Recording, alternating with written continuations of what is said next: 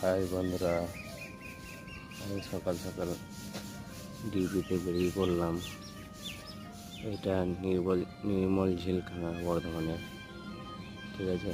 তো এখান থেকে বেরোলাম ডিউটি। আজকে এই গাড়িটা নিয়ে যাব, সুইফট গাড়িটা নিয়ে যাব।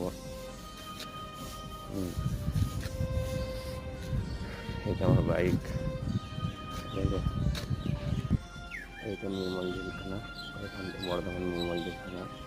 এখান থেকে আমি আজকে যাব হলদিয়া, হলদিয়া ড্রপ করতে যাব। এটা হচ্ছে নির্মল ঝিলখানার এটা পুকুর, ভালো ভালো মাছ আছে।